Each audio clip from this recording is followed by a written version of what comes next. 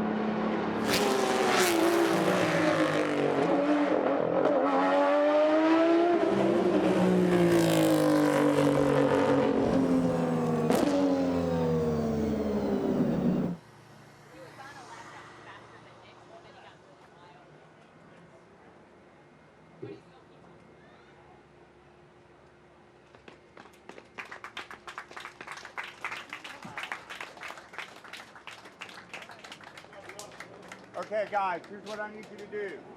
When they make the announcement, change the tires to the and have the driver take it to the pole.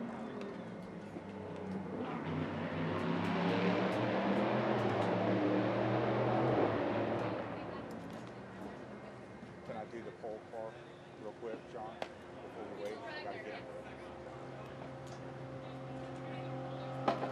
pole car, go ahead, change your tires and go.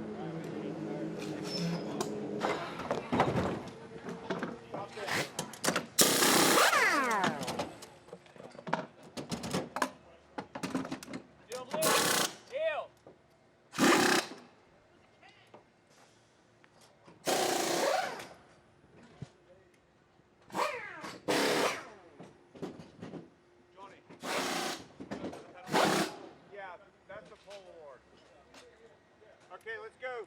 Fast as we can.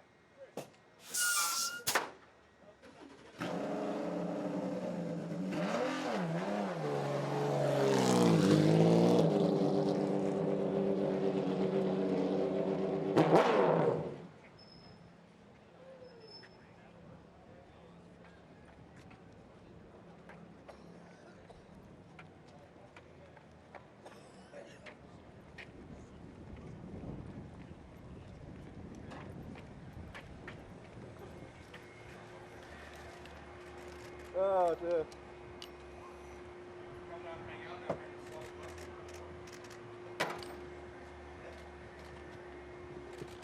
One's off.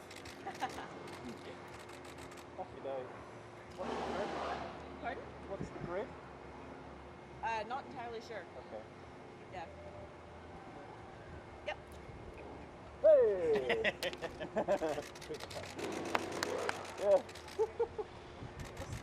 Buzz closed. It's good.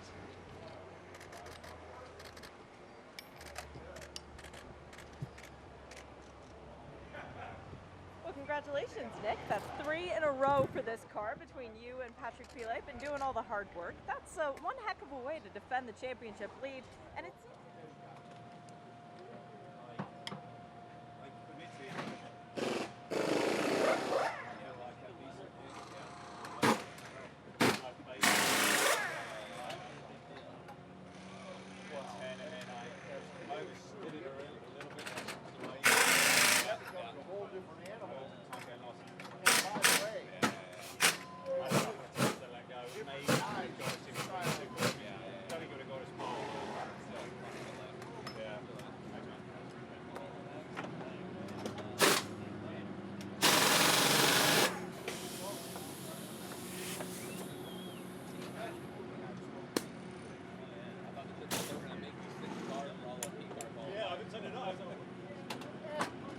To start the defense of our title lead.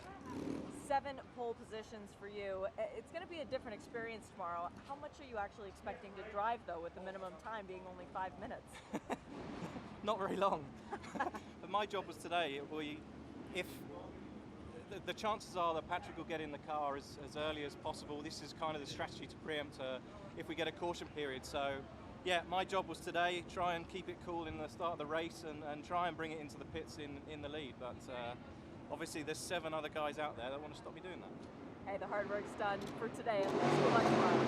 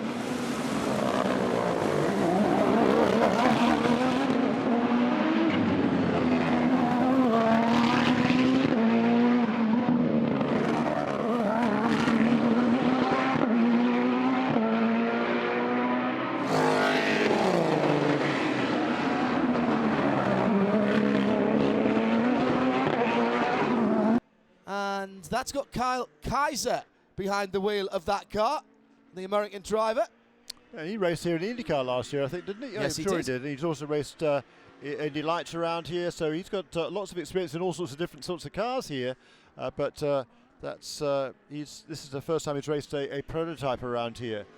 Felipe Nasser has turned a 1:11.925, so new fastest time, and not quite the quickest time of the day. That was 11.918 that Edo Castro-Neves turned in the pre-qualifying practice session. So already we've got 3 cars sub 1:12 as Jonathan Bomarito and number 55 Mazda goes to the top, a 1:11.884. But Elio Castro-Neves purple in sectors 1 and 2 in the number 7 Acura ARX 05. Hasn't yet completed the lap. Oh, so close to the wall for the Mazda out of 5. That's the number 55 car now in second position as Castro-Neves has gone to the top. And it's a 1:11.5. Yeah. 1:11.562. How close to 71 seconds can these guys get? This is extraordinary stuff. In the evening light here, a golden hour for a golden age of sports car racing. And the third round of the IMSA WeatherTech SportsCar Championship is coming alive very early on in the weekend here of the Bubba Burger Sports Car Grand Prix at Long Beach. Slow into the final corner for the 55 of Jonathan Bomarito of Nazir up to second. Felipe Nazir for the red and white Whelen Engineering Cadillac with a 1:11.7. This is not over, Jeremy. Not over. No, it certainly isn't. Montoya had a new purple sector 1 there, but lost time in sector 2. So right now, Montoya's a purple sector 1, fastest of all. Castro-Neves fastest in sector 2. Felipe Nasser in the Cadillac fastest in sector 3. And a good part of that is the fact that that Cadillac has such great torque coming off that turn 11 hairpin. It's really able to get on the throttle and carry tremendous speed on the first part of Shoreline Drive to the start-finish line. Excuse me. Game of millimetres out on the streets of Long Beach as the drivers, all of the drivers, pushing the envelope right to the edge. They tell me they don't see the walls, you know. I'm not entirely sure about that. They must be. They're close enough to smell them. They're getting so close at times here. It's an extraordinary display of precision driving in every sense of the words. Still 7 minutes to go. Provisionally on pole, Elio Castro-Neves for Acura and Penske. Then the 31 Cadillac of Whelen Engineering, Felipe Nasser. Then Juan Montoya in the second of the Acura Penskes. Then the 2 Mazdas. And the rest of the Cadillacs led by the number 10 of Jordan Taylor from 6th on downwards and a second adrift. Yeah, Castro-Neves, his last lap was 11.599. This is another great lap from Castro-Neves. He's on right now. He's gone purple in sector 2. He's just got the final couple of corners, the hairpin, and come on to Shoreline Drive. He does 11.3. Yeah, there you go. But improvement again. Here comes Nasser, Felipe Nasser, in the sort of dark grey Mustang sampling. In the red-white car. And a Mazda's just gone off. A Mazda has just gone off. It's the 55 of J-Bomb, Jonathan Bomarito. 4th position. He's managed to get it pointing in the right direction pretty quickly. And that is turn 6.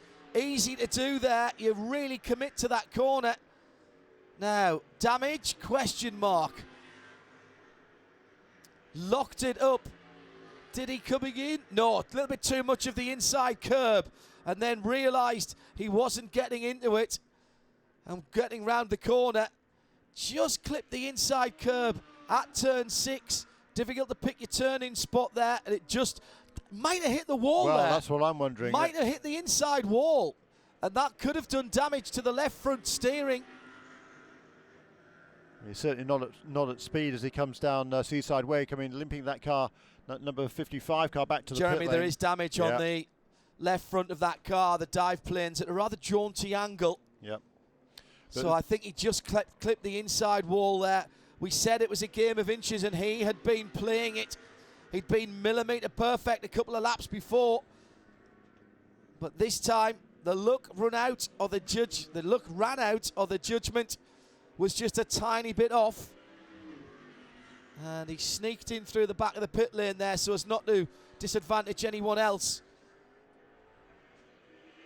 Yeah, just a little rub on the inside wall of turn 6. That's a pretty good clip there, and Yeah. that'll just thrown the car offline and straight into the tyres on the outside. So a mistake there from Jonathan Bomberito. You know, there's the walls on all of the corners here at Long Beach have been pulled back from where they used to be. There's now a curb outside of that, but all of the cars now are running well over those curbs and run up against the wall, and that was what caught out Ryan Briscoe this morning at turn 8, and that's what caught out Jonathan Bomberito in turn 6 right then. There was an improvement last time around, by the way, for Felipe Nasser in second place in number 31 Cadillac. A brilliant job by Nasser this afternoon. He is a star, that boy. A 1:11.550. So he's still in second place, and Castro Neves got a full half a second over his teammate Juan Pablo Montoya. Both of those cars in the pits. Big rub on the wall last time around for Kyle Kaiser in the Juncos racing car. Seemed like he got round the corner and then let the lock off and let the car run to the wall, and it was a sideways swipe on the exit of turn number 7, that right-hander onto Seaside Way, the back straight, if you will, of the circuit. That's pretty much all in shadow now down there. I wonder if that just caught him out a little bit. Still 3.5 minutes. Check that, 3 minutes 20 to go.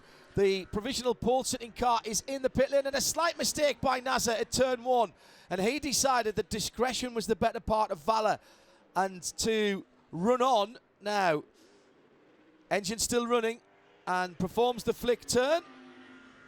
He'll be annoyed with himself there. He'll get one more, maybe 2 more laps in. I'm not sure how impressed the team will be. They're burning up those rear tyres on that Cadillac as he rejoins in his frustration. That's not probably the best thing. He's got to. Does he have to start on these tyres now? No, that's right. Okay. Shea Adam is down in the pit lane, and she will be looking at the left-hand side of the 55 Mazda from Mazda Team Yost. Jonathan Bomberito with the door open, looking a little forlorn there. There is a hole in the left front wheel arch in the fender, and a bit of carbon fibre needs to be patched up there. Meantime, with 2 minutes and 14 seconds to go, there's time here.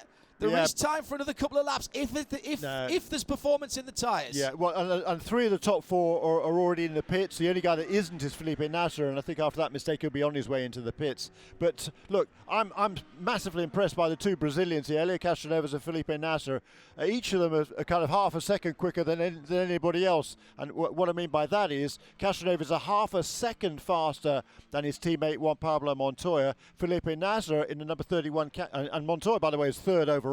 Yeah. Felipe Nasser, he's got more than half a second. Actually, it's just trimmed a little bit, but almost half a second over the rest of the Cadillacs. Actually, as I say, that Joao Barbosa is just a 1:12.0. So he's got, that's almost half a second, isn't it? So it's a really impressive efforts by both Castroneves and Nasser. Yeah, and Barbosa is staying out there. He's not improving this lap. Could be winding up to 1 more, maybe. Just getting the pressures back up again onto the final chicane. A little bit of push, bit of understeer through the middle of there. That will have been off-putting, and he probably didn't get the right foot onto the throttle quite as early as he wanted to there. He'll know pretty quickly as he crosses the line. He'll be looking at the dashboard. It will tell the story as he heads down to the braking area in the Mustang sampling Cadillac for turn 1. Very committed through turn 1. Didn't take a huge amount of curb. Impressed with that. Very smooth. Coming up to the end of the first sector. And he did do his quickest final sector last time around. And he's quick. He's very quick. He's as quick as he's gone in turn 1. So deceptively fast for Joao Barbosa. Now, can he keep it together in the middle sector? Danger areas now as he heads down towards the right-hander that'll take him onto Seaside. Effectively starting the turn for home here. More than halfway around the lap. Great consistency too from his Michelin tyres. He's already turned 11 laps in this session. Castroneves, he did a total of 6. Through turn 8. Now just 9, 10 and 11 to go through. Keeps it nice and tight to the wall, turns it in. Nice rotation this time. Right out to the wall. He might not be going for pole, but he could improve his position. 5th at the moment. Doesn't need to find a huge amount of time here and does move up. And he's on the outside of the 2nd row, displacing the master of J-Bomb, Jonathan Bomarito, down to 5th. And he sees the checkered flag with a time of 1:11.870. That, I reckon, means that getting on for half the field are in the 1:11s. Extraordinary stuff. Here's Nunez coming through. He's not going to improve. Everybody but except John Bennett, so the top 10 all underneath the old lap record, qualifying lap record set just last year. This is going to be a fun interview as an impassive Roger Penske starts to pack down. And he's doing double duty as well this weekend because he is on the pit boxes for both of his cars that he normally looks after. Plenty of racing for the Penske organisation this weekend with Xfinity and Monster Cup cars running this weekend at Richmond. And, of course, it's Virgin Australia Supercars as well. So there'll be a lot of Penske eyes watching this. It's a great start to their weekend pole position for the BUBBA SportsCar Grand Prix at Long Beach. And 2 years ago here on the streets of Long Beach, Elio Castroneves took his 3rd consecutive IndyCar pole on the streets of Long Beach. He loves this place.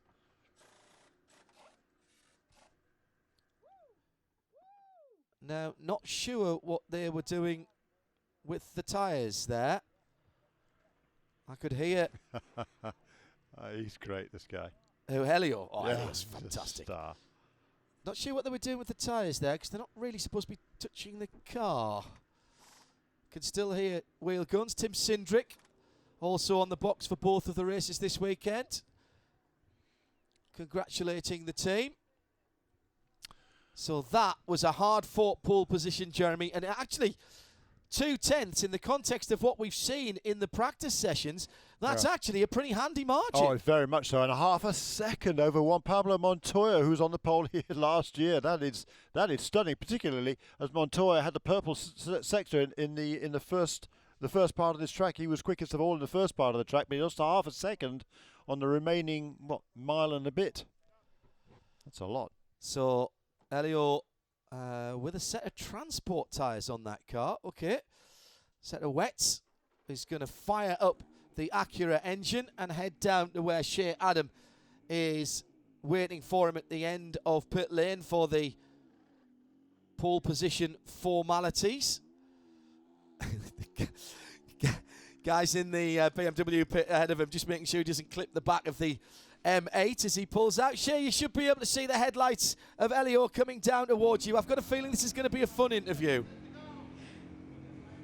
Well, if it's anything like it was at Mid-Ohio, then yeah, it is going to be one for the record books for sure. Elio Castroneves, not his 2nd pole position in the series because, of course, he got one at Petit Le Mans. But as Emily Nash rightly pointed out, the last time Elio was on pole of an Acura-sponsored race, he went on to win that race. So I'll have to remind him of that. And I'm sure that'll just put even more smile in the already smiling Brazilian's voice. He's pulling off the headsock. He's doing the whole prep mode, still sitting in the cockpit of the car, and now it sinks in and he begins to celebrate. He's building his part here, isn't he? He's building his part, quite honestly. Oh yeah, he's ramping up for this, John. It's a bit like a coffee maker. You got to get the beans ready first. You got to get the smell flowing throughout the house, and then the people really want it. And Elio really wanted to celebrate this pole position with his car, and I'm sure he's going to be the same with his team.